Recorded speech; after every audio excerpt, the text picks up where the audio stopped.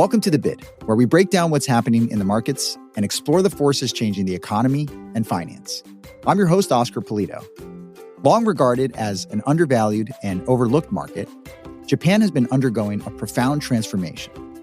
The renewed interest in this market stems from a variety of factors, including revamped investor sentiment, evolving macroeconomic conditions, and compelling corporate reforms. We have seen a number of companies restructuring and spin-offs of non-core business, and that's generated improved multiples for the companies. We've seen higher profits, and clearly the equity prices have reacted as well. And as global dynamics continue to recalibrate, will Japan live up to its potential and redefine its role on the global investment stage? To help me answer that question, I'm pleased to welcome Belinda Boa, Head of Active Investments for Asia Pacific at BlackRock. Belinda will help me examine the prospects, challenges, and potential opportunities that may define Japan's future in the global investment sphere.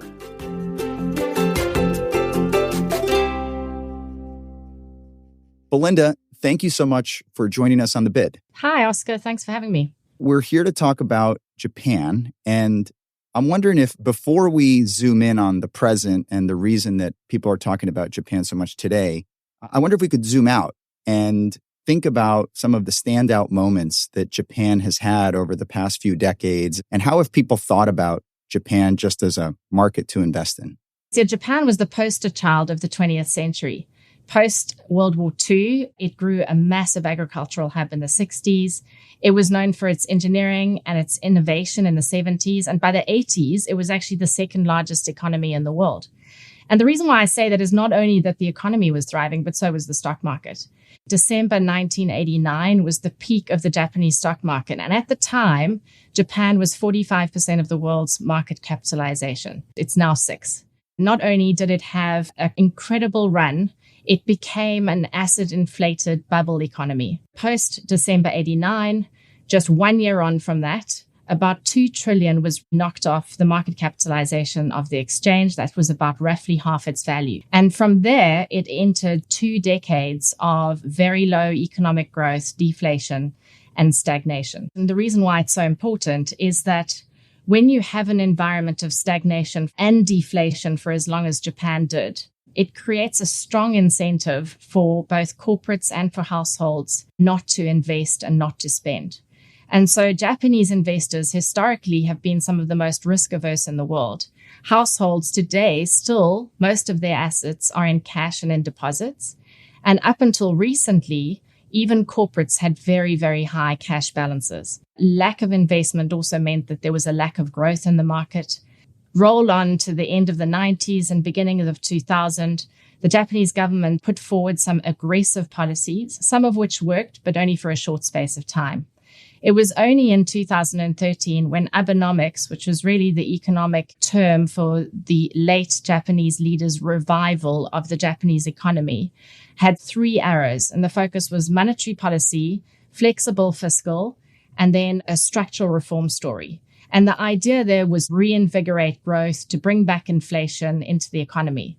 So up until recently, we haven't seen any of that. But that's why I think we're so excited about this transformational story that's playing out in Japan, because we're now seeing in the economy some of these efforts by policymakers and by corporates, which are really turning around what has been a very disinteresting environment for Japanese investors. Belinda, you mentioned a couple of really interesting things across that timeline that spans a few decades. I wrote down 2 numbers, 45 and 6. You mentioned Japan was nearly half of the world's market cap back at its peak in the late 80s, and today it's less than 10%, it's single digits. So that suggests that Japan has lagged a number of global stock markets over the last 30 plus years. But you're painting a picture that things are getting better. Maybe talk a little bit more about this renewed investor optimism that really started in 2023. Yeah, well, Japan has been both unloved and underowned in global portfolios. And Oscar, you're right. There was a good reason for that.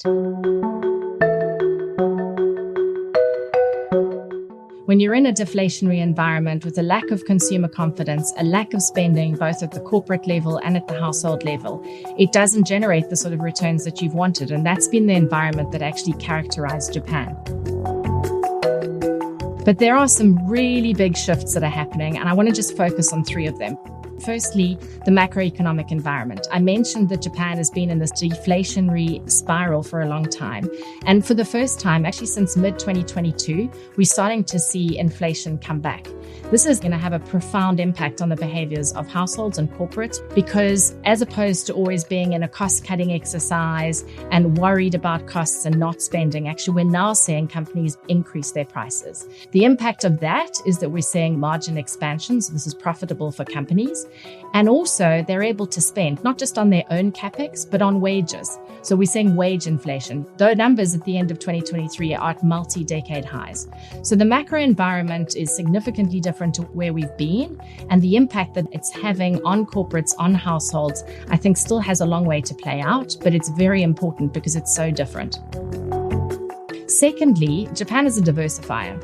When you look at the rest of the world, we've been in an inflationary environment where inflation has remained stickier for longer, rates are higher for longer, and Japan's policy is very different to the rest of the world. That may change going forward. I think what's also important to note is when you look at the stock market, it is very diversified. The US stock market is very concentrated in a number of tech names. Even AXJ, when you look at Korea or Taiwan, has a very big concentration in semiconductors, and Japan is far more diversified. So when you think about a global portfolio allocating to Japan, they really benefit from the resilience of low correlation driven by the macroeconomic policies, the economic environment, as well as the diversification of the index. And then lastly, not only are we seeing investors globally interested in Japan, but also there's been a very big shift from the government in terms of launching a tax savings scheme for individuals, for households. This is to encourage households to allocate from their significant cash holdings into securities. And while I think this is going to take a long time to play out, and we do understand that this is not only an allocation to purely Japanese equities, it is a very big shift from the environment we've been in where, like I said, households have held very large cash balances. So as of this month, we believe that the NISA scheme, which is going to be launched, is going to actually provide a separate tailwind to the Japanese equity market from domestic investors. You just reminded me, I was going through my bookshelf this weekend and I came across a book that I read post the financial crisis in 2008 and it was titled, "This Time is Different." And the authors were making the case that financial crises actually repeated themselves over time. So actually, "this time is different" are four very dangerous words to utter when it comes to financial markets because we tend to see a lot of these false starts. And I think Japan has been characterized like that before, where you saw some of these ingredients that you mentioned maybe in place, and then nothing manifested from it. But you've talked about inflation. You've talked about the role that it plays as a diversifier. You've talked about policy changes. And so maybe this time, in fact, really is different in terms of Japan's revival. Can we talk about the geopolitical landscape? How does that affect the renewed interest in Japan? Yeah, this is a theme that we speak about a lot, particularly in this part of the world. We have been over the last decade in an era which can be described by geopolitical moderation, globalization, and those terms we're not speaking about anymore. We're in a world of global fragmentation. We're calling it the world in three, where we have the countries aligned with the West, countries aligned with China in the East, and then there is a large block of neutral political countries. These countries, we think, are going to benefit massively from the shifting trade patterns and shifting in supply chains. And so when I look at trade numbers, trade's not declining. Trade is just shifting, and it's been driven by politicization and need for security. That's true for governments. It's true for companies as well. And we look at Japan, it's been very politically stable for many years. Plus, it has very close ties and allies in the West. And so as global companies are looking at rewiring their supply chains, we're seeing companies looking at Japan as a market that could benefit from this. We know there are very large companies which are signing contracts to build manufacturing plants and large R&D centers in Japan. There are also domestic companies that are doing the same. And while this is going to take a long time to play out, we believe because of its political stability that Japan is one of those countries, along with some of the other multi-aligned countries, that are set to benefit from this rewiring of supply chains globally. And you made the case that Japan is a more diversified stock market, maybe than some of its developed market peers. I think you talked about the US and the peers in Asia as well, having more of a tech concentration. So talk a little bit more about Japanese companies and businesses? What is it that makes them unique for investors to consider? Yeah, there's some unique stories that are really playing out now. Some of those opportunities are driven off the headwinds which Japan has faced over the last couple of decades. Japan has had a declining workforce since the middle of the 90s, and that's because of its aging population. It actually leads the world in a graying population. They call it the silvering population. And as a result, it has been focused on developing medical technologies and factory automation to deal with the fact that they're going to need to address labor shortages. As a result, there's some global companies which are leaders right now in this space, not only to provide those type of services and factories as needed in Japan, but also globally. An example of that would actually be railway operators. They're using AI to monitor remotely and to improve the efficiency of the railways. This is an area which is growing not just domestically in Japan, but also there is a need for this globally because Japan is now not just unique in an aging population with a tight labor market and labor shortages. So medical services and products is another area where we're seeing Japan has been focused also because of its aging population, but there is now a regulation which is coming through. So as of April, doctors' hours are going to be regulated in Japan. The need to have medical services and products which will be able to alleviate the hard working hours of doctors is now actually a regulatory requirement. So we're seeing hospitals investing in this infrastructure, and we think that there's going to be a global need for this, not just domestically. And so again, we're seeing the need of some of these unique investments that Japan has made over the last couple of decades now playing out in both innovation and leadership for aging populations. So, Belinda, when you went back through the timeline of Japan over the last few decades, you touched on some economic reforms that started about 10 years ago. They were called Abenomics, and this was when Prime Minister Shinzo Abe introduced economic reforms. And I think they didn't quite deliver the impact that they were intended to. You've touched on some more targeted regulatory reforms in your comments around healthcare or savings schemes that individual investors have. But usually at a country level, there are some more significant reforms that need to take place for a country to really experience this revival. So can you talk a little bit more about those? So this is a unique story to Japan. It's one of the biggest themes that we've had in our portfolios over the last year and a half. Japan used to have a significant number of conglomerates or complex organizations with a number of listed subsidiaries. They were both difficult to analyze, but also a lot of these were not profitable or had very low growth prospects. When Abenomics was introduced, the third arrow was very specifically directed at corporate reform. We have seen a number of companies restructuring and spin-offs of non-core business. That's actually generated improved multiples for the companies. We've seen higher profits, and clearly the equity prices have reacted as well. This is just the start of this transformation. There are many more companies that are going through that right now. So we do believe that there is still a huge amount of embedded value that can be unlocked from these corporate transformations going forward. But look, it's not only the government policies like Abenomics which have helped with this corporate transformation story. We've also seen the Tokyo Stock Exchange, which has called for better capital efficiency of companies. And by that, they are focused on making sure that companies stop hoarding their cash and spend their time looking at how to spend it and how to improve shareholder returns. So it's focused at the end of the market where book value companies are low. That was a reform that was actually introduced in 2023. As of a couple of days ago, the Tokyo Stock Exchange has taken it one step further, and they have decided they're going to name and shame companies that fail to report on how they're going to release value for shareholders and how they are going to improve their book values. That has actually been one of the most significant themes that we've been invested in over the last number of years. It's playing out. And while I think there has been progress, we're seeing change in multiples, we're seeing business models improve, there's still a long way to go, Oscar. You know, when I look today at the TOPIX, which is the broad index in Japan, roughly half of the companies still trade below their book value. And what that means is they trade below the value of their assets. So there's still a lot of upside in terms of corporate transformation. It's one of the bigger opportunities and themes we've been invested in. And it sounds like what you're describing takes some time to play out. It doesn't happen in a week or a month or maybe even a year, but makes this an interesting market then to follow for the next couple of years as things like what the Tokyo Stock Exchange is doing come to fruition.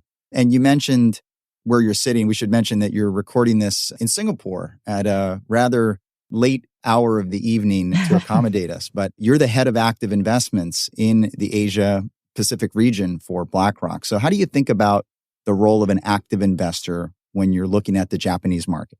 It's a good question. I feel biased answering it, but let's be clear. We believe that Japan is going to have a larger role in global portfolios because of all the things that I've mentioned going forward.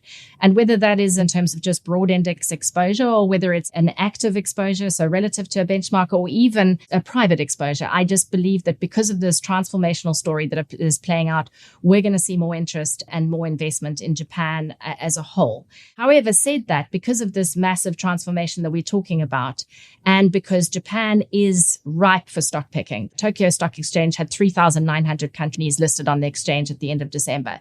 It is deep, it is liquid. But as I've mentioned, not all companies are ripe for the changing business model environment and are going to benefit from some of these things. And I'd argue that this is one of the few markets where you really do want to be active so that you can be on the right side of that trade if you want to enhance your returns in Japanese equities. Right. It's a large market with a lot to choose from and perhaps some inefficiencies that are going to start to correct themselves in the years ahead. So an active investor has a good playground from which to choose from. Belinda, you're probably familiar with the 5 mega forces that the BlackRock Investment Institute has put out, and we've talked about them on the podcast. You've actually mentioned a few of them in your comments. You talked about artificial intelligence, aging populations, and geopolitical fragmentation. Other mega forces include the future of finance, the low carbon transition. As you think about Japan, what are some of the most compelling mega forces that you think impact that country? The one I probably haven't spoken about is this transition to low carbon.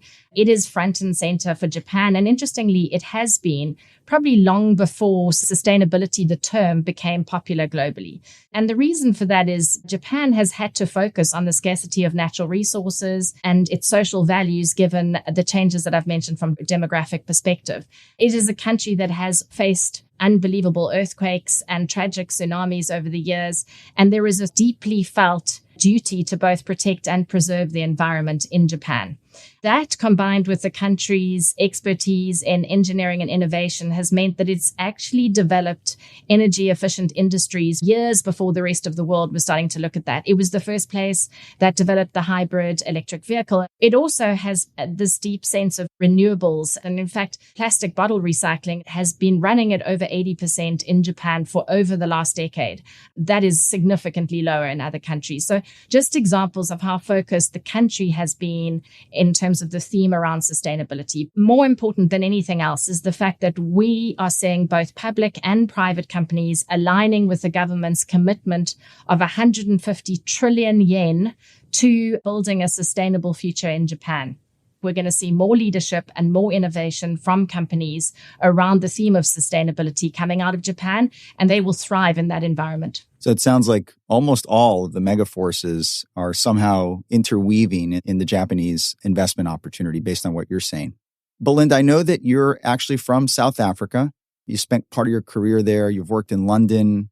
You've worked in Hong Kong. Now you're in Singapore. You have this great global perspective. I'm just curious, when you go and visit Japan, is there anything that jumps out at you in terms of the economy, the industries, the companies that you're looking at that you'd want to share some perspective? You know, I've traveled to Japan for years. Oscar, actually, one of my first trips to Japan, I wouldn't have even considered going to Hong Kong or Singapore, as Japan was really the hub where business was done for Asia. I remember on my first couple of trips to Japan, I needed someone to walk me through the station because there was no ways that I could navigate the station. It had no English language. I'm sure you know that from your trips as well. One of my more recent trips to Japan, I stood in a queue at immigration for an hour and a half. And that is not speaking about any inefficiencies in immigration in Japan. It really was speaking to the number of tourists that were coming into Japan. It has become an absolute global destination for tourism. Certainly in Asia, if you speak to anybody, their number one choice of destination is Japan. And Japan, when you look at the numbers, is seeing a real boom post-COVID in terms of tourism. That's true because it's a fantastic cultural hub. It's a shopping shopping hub. It's got beaches, it's got magnificent skiing, and not to mention all of the incredible food. I mention that because a lot of investors globally have not seen and felt on the ground the sort of transformational story that I'm talking about. It is an incredible destination to go to. And lastly, it is now 35% cheaper than it was a year ago. It's an open, politically stable economy in our part of the world. Getting a feel for it on the ground is going to be super important. And you're right. I have had that experience of walking through the train station and feeling a bit lost, fortunately guided by somebody, but it gave me the sense that there's a lot about Japan that I don't know. And you've helped fill in some of those blanks today. So Belinda, thank you so much for your views on Japan, and thank you for joining us on The Bid. Thank you. Thanks, Oscar. Thanks for listening to this episode of The Bid. On our next episode, I welcome Catherine Kress, head of geopolitical research and strategy at BlackRock, to discuss what the economy can expect this year from the world of geopolitics. This content is for informational purposes only and is not an offer or a solicitation. Reliance upon information in this material is at the sole discretion of the listener. In the UK and non-European Economic Area countries, this is authorised and regulated by the Financial Conduct Authority. In the European Economic Area, this is authorised and regulated by the Netherlands Authority for the Financial Markets. For full disclosures, go to blackrock.com/corporate/compliance/bid-disclosures.